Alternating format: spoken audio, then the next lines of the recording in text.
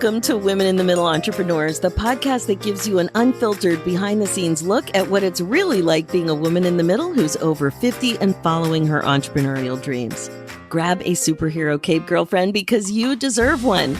I'm your host, Master Certified Life Coach and Midlife Mentor, Suzy Rosenstein, and I am excited to inspire you with interviews that feature all of this midlife amazingness. Let's go.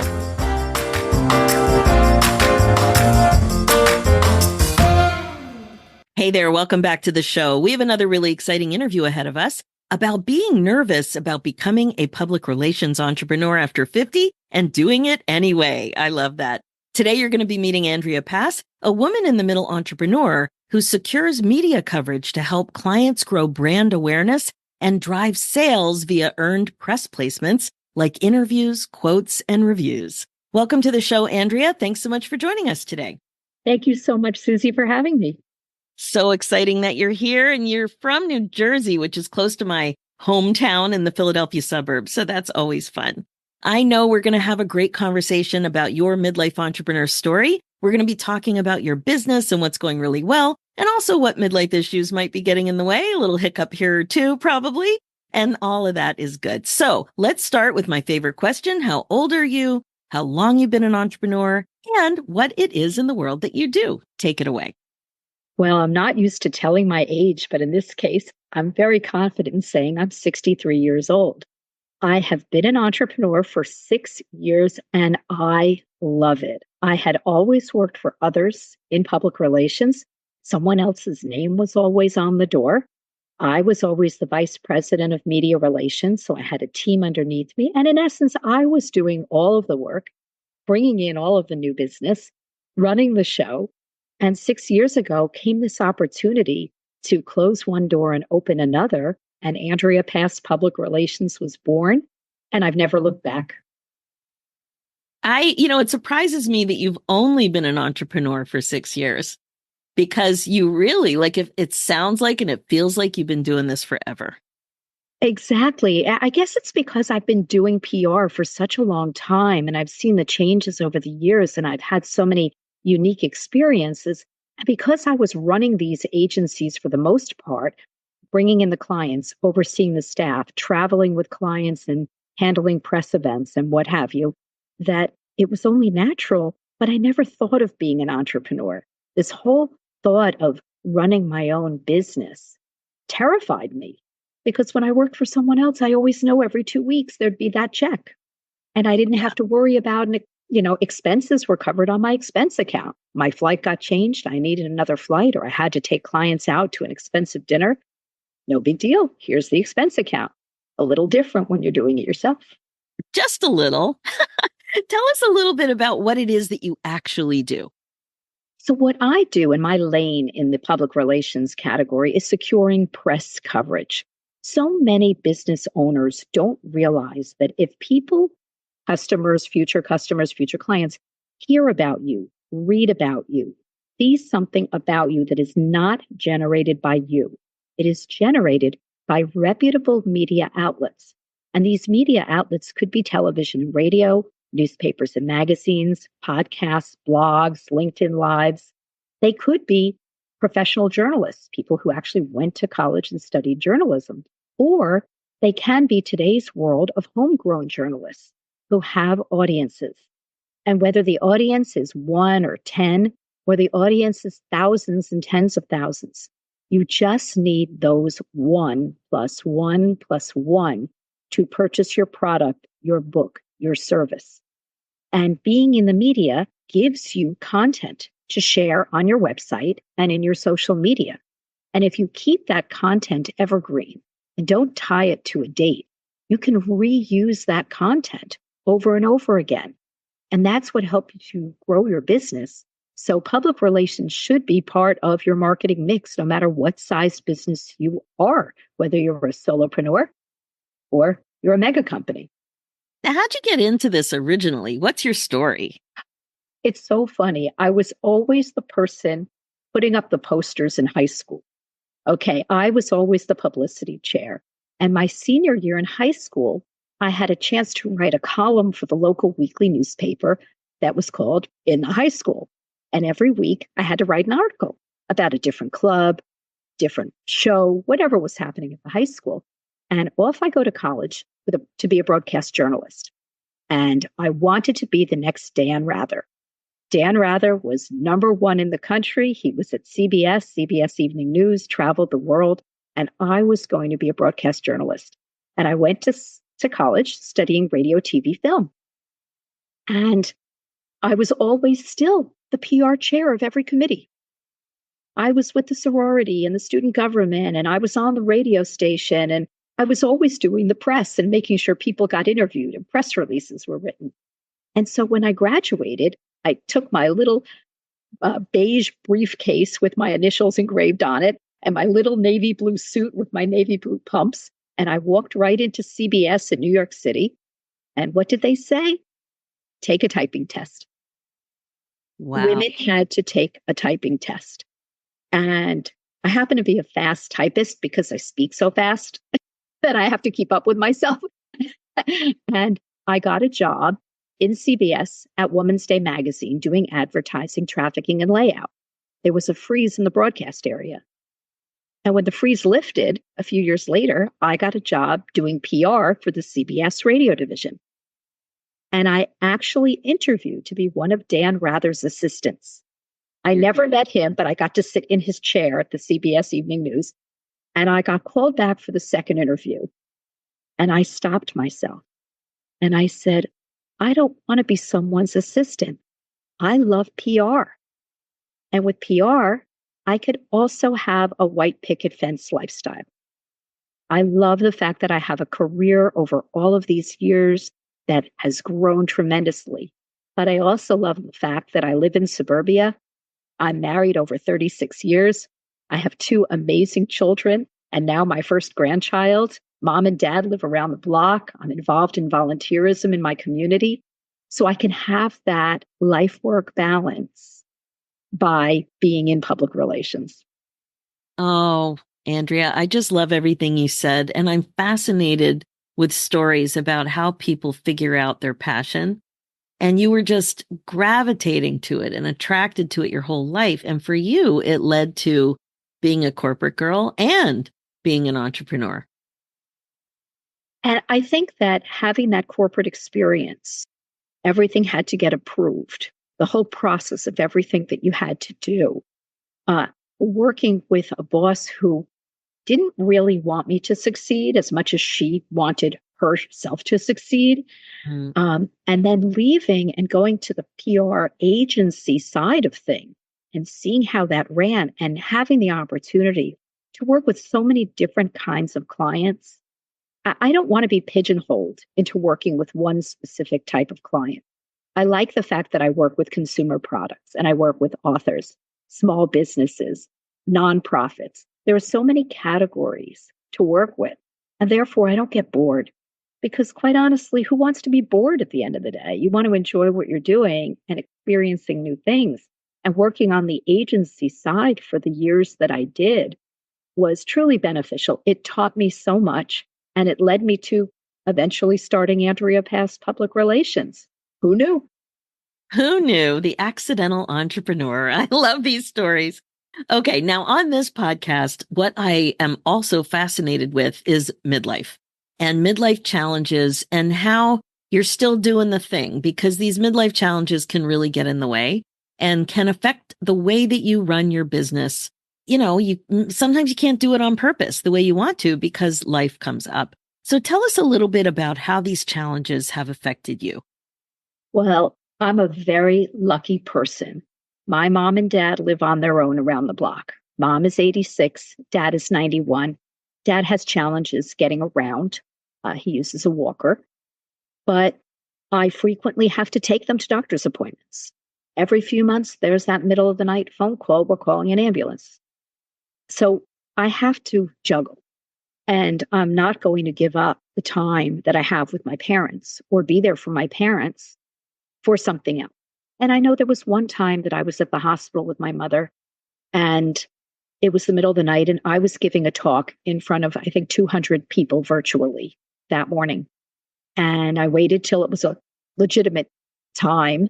and then reached out to the person who was arranging the event. And I explained, I'm in the hospital. He was so kind and understanding. We rescheduled. He pivoted and found a way to still have his event and found someone else to speak and turned it into a different kind of a meeting. But I need to be with my parents. Just today, we went out to lunch. I go out to lunch with mom and dad every single week. I talk to them daily and frequently pop over to visit them or have them to my house for dinner. So being in that sandwich generation is challenging, but my clients understand. I think if the pandemic taught us anything, it was to be kind, have some grace, show some grace. And I think that I know in advance when I have to take my parents to doctor's appointments, so I won't schedule a client meeting or a journalist interview at that time that I need to be on. And then there are times it happens last minute. Something goes wrong and someone needs to go for a test and I need to take them. And so I do that. And then the challenge of having children, and my children are out on their own. My daughter is married and lives in New Jersey. My son and his girlfriend are out in California. But there are times that I'm needed. And so, especially with the New Jersey contingent, I'll clear my calendar if I have to help them with something. And twice a year, I'm flying out to California. And my son's coming in a few weeks, and I'll be rearranging my schedule once I know his work schedule. So I think that there's been that challenge, but I think that today's world recognizes that life and family and health need to come first. And I don't think I would take on a client who might say, oh, I want to work with Andrea Pass Public Relations. I'm not going to take on that client if that client is not a good person, a trustworthy person, and understands something might come up that might change something. It's very rare, but it happens. And so I've had to deal with that many times without a smile on my face. And I am a smiley, happy person, but life gets in the way and you've got to prioritize. Yes, absolutely. And you said that so beautifully.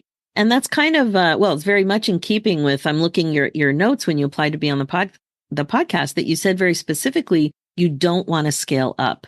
So I'm seeing very clear boundaries that you appear to be very comfortable setting. So tell me a little bit about why you're so clear about this.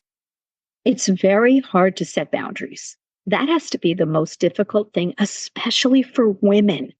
You would think that women in this day and age can do their thing, but men don't often accept that, even though a woman is supposed to have a business or a job and take care of the family and take care of the house. And the men don't see that sometimes. I'm very fortunate. My husband sees all of that. In fact, he does the grocery shopping. I joke that I'm allergic to the supermarket.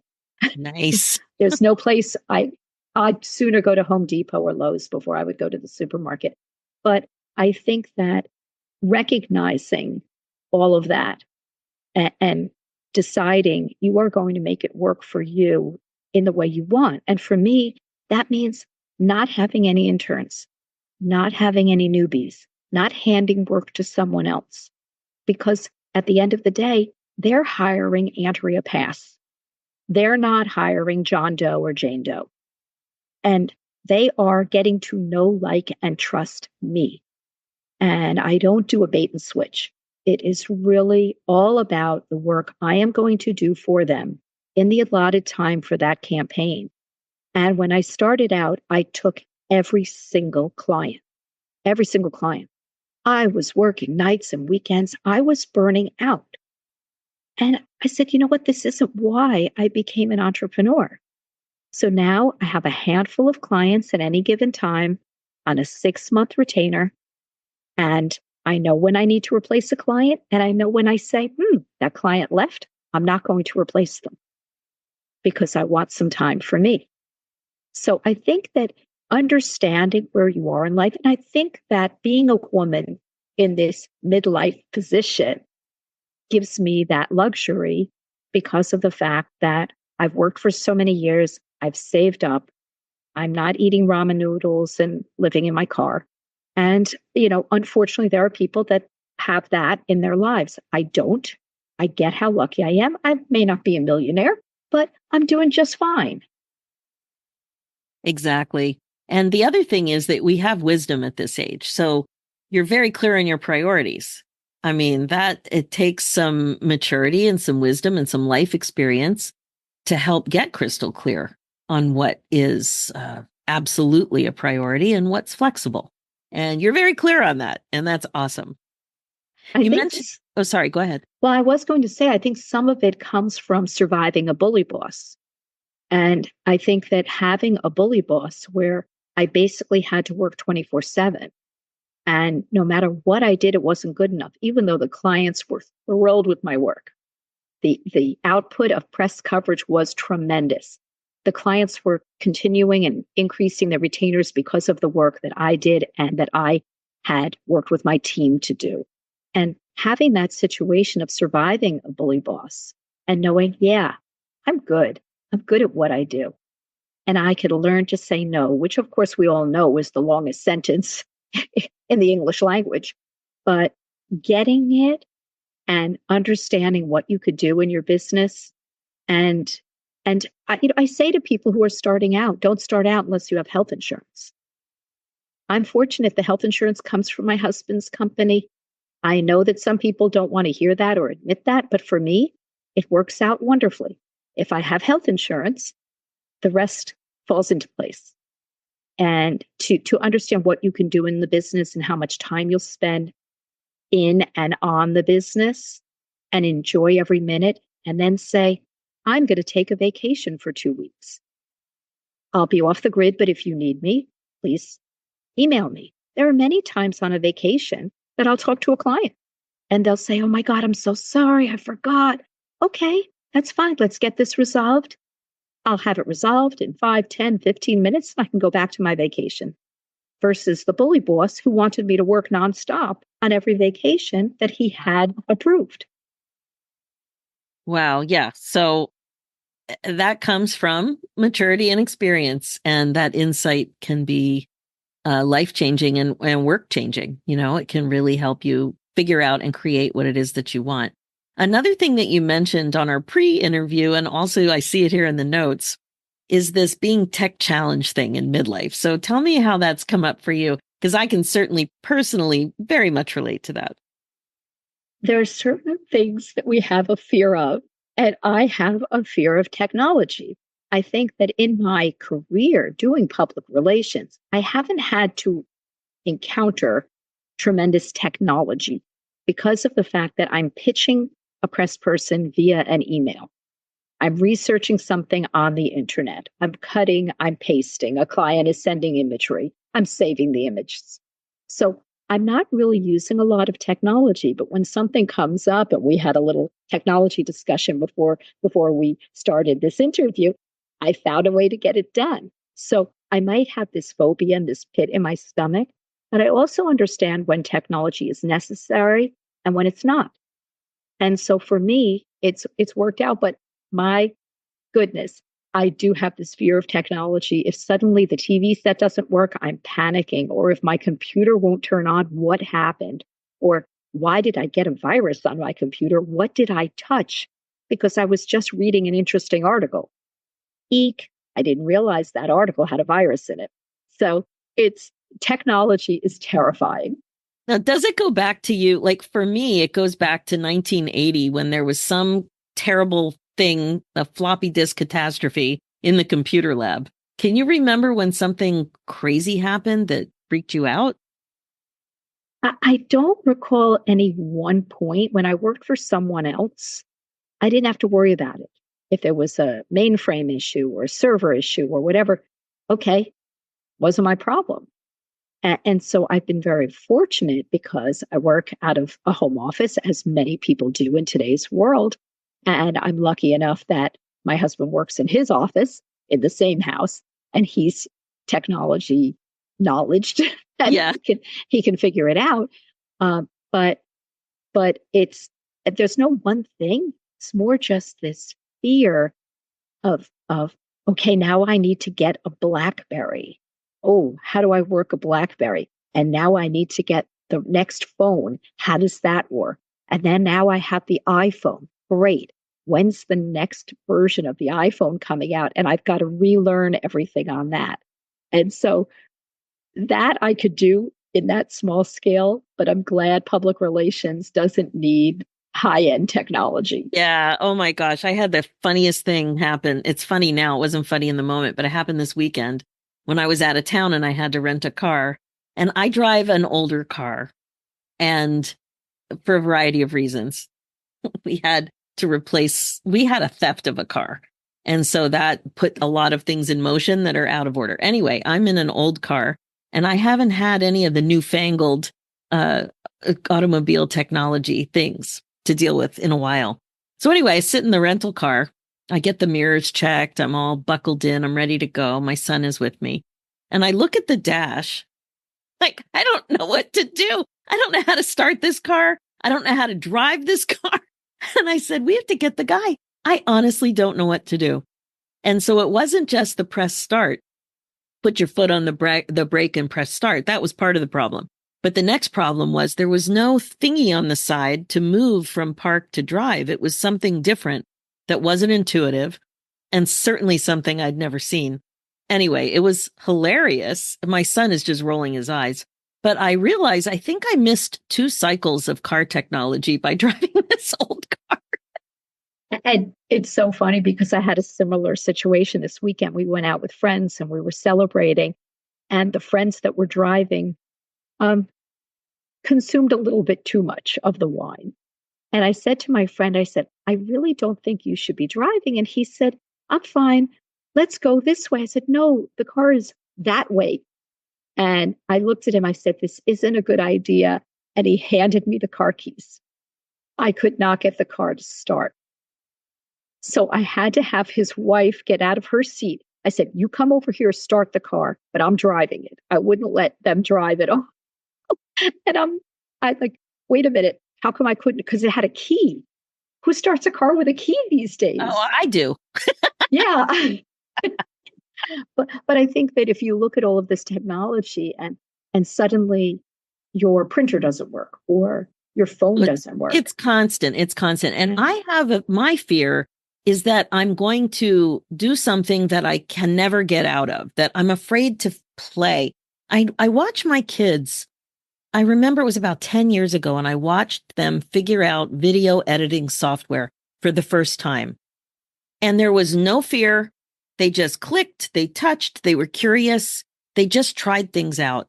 And I'm like, there's the difference. I don't click in a calm way. I'm panicked that something's going to disappear or that I'm going to go somewhere and it's going to break and I'm never going to be able to get myself out of it. So it's fascinating. And many midlife women on this podcast have talked about this. So it's not just figuring something out for the first time, but it's what you mentioned is everything has to be replaced. And then it's a whole new ballgame. Even I think, the car. Yes. And I think that, when you look at things like when I first started using Calendly to schedule meetings, and I live by my calendar. And I am constantly looking at my calendar. When's my next meeting? What do I have? What time do I have available? Oops, I didn't put in time for lunch. And at the beginning, I was having lunch at 3 p.m. because I would have all these meetings and I get very cranky if I don't eat. So that wasn't good for me or my business. So now I make sure every day I'll pick a different time and I'll block it off for lunch, but I need to know that I can have a half an hour for lunch.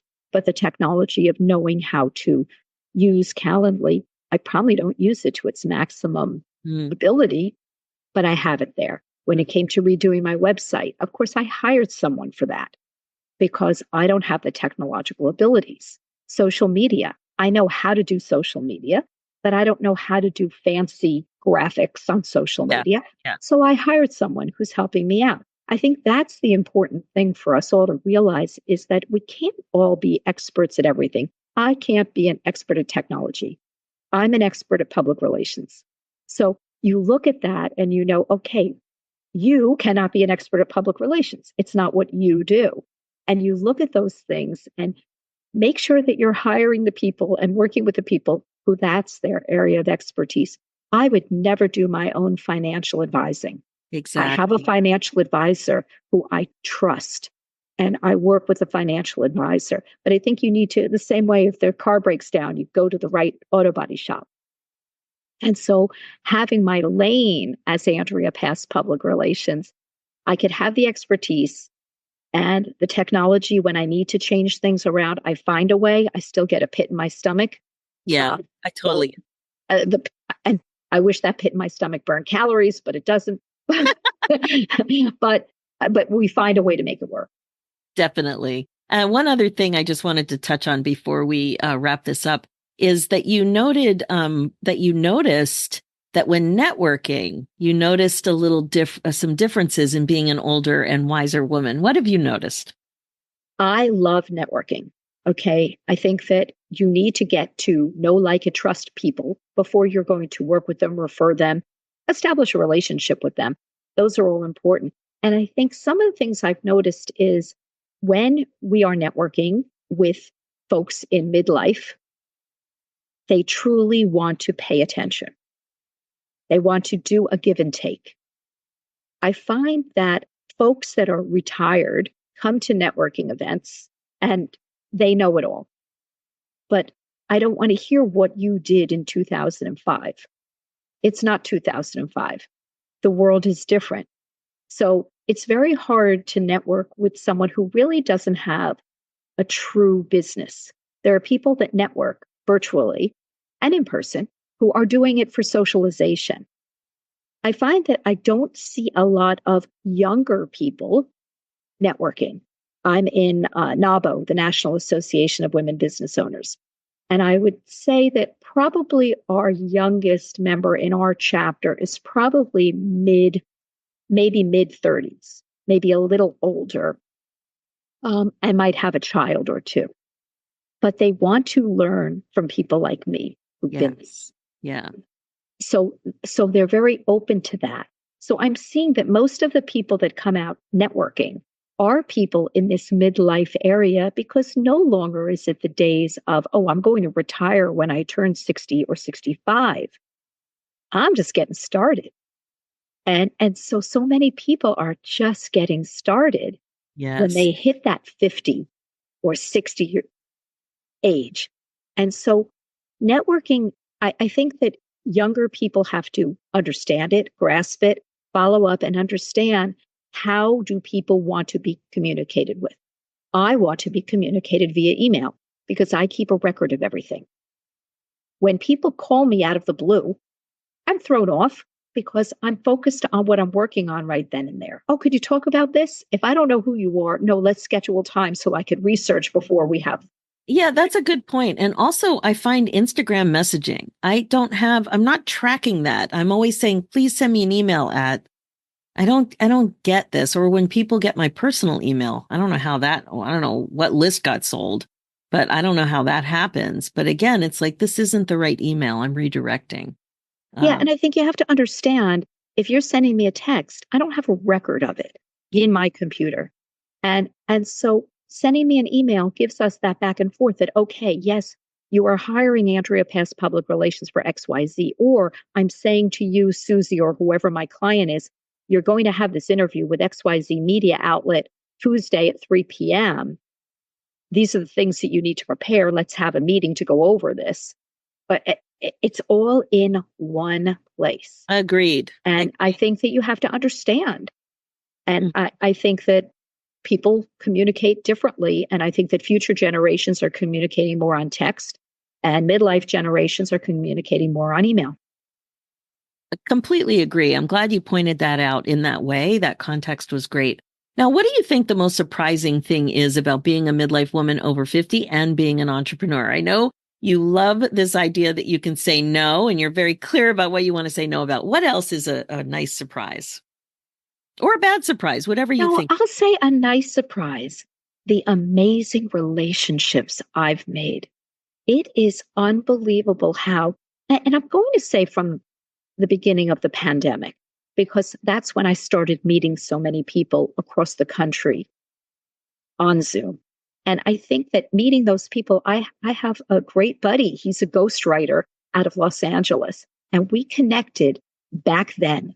And to this day, he's someone who I could just pick up the phone randomly and he picks up, I have an idea. Can I run this by you? Or, oh, you won't believe what just happened. And I've created these friendships. I mean, I have a close friend who's 75. She's a public speaking coach from California. And we connected. Eventually, I went to a conference in Long Beach and she met me there. We went out for dinner and we were talking for so many hours. And I had been traveling the whole day. And finally, I said to her, oh, no, I've been awake for 26 hours. I think I better go back to the hotel. But the relationships that I have made with people that when my grandson was born, people showed up at a networking meeting with gifts for me. Oh, and these are business associates. And we call each other when we know something is going on. Are you okay? I haven't seen you in a while. And I think that surprised me the most, that the relationships, and maybe because at this stage I'm more open to them. Maybe back then I wasn't, I don't know. But I think that you never know. You could always meet someone else and have another relationship. There's enough room. Exactly. There's enough room. And I also had that observation that I've never met more amazing other professionals by networking and connecting online. It's something I never expected. In my career, I was 27 years in public health and health education, that sort of stuff. And I just never imagined that I would have this rich a network and all these new friends in my 50s and 60s, right? I never saw that coming. So I love that you mentioned that. Good for you. As a matter of fact, I had gone to a NABO convention in Austin with a group of women from New Jersey. And we went a day earlier. And one woman planned this whole day that we gallivanted around Austin. Of course, we went for barbecue, walked here, walked there, saw this, saw that. Then we had to go for Voodoo Donuts. We had so much fun together. Now, if you had looked at us individually, we are tremendously different. I think the youngest woman was in her late 30s. The oldest woman was probably 70, whatever. Single, married, divorced, children, no children, grandchildren, taking care of elderly parents, every background imaginable, every diverse group imaginable. None of us looked alike at all.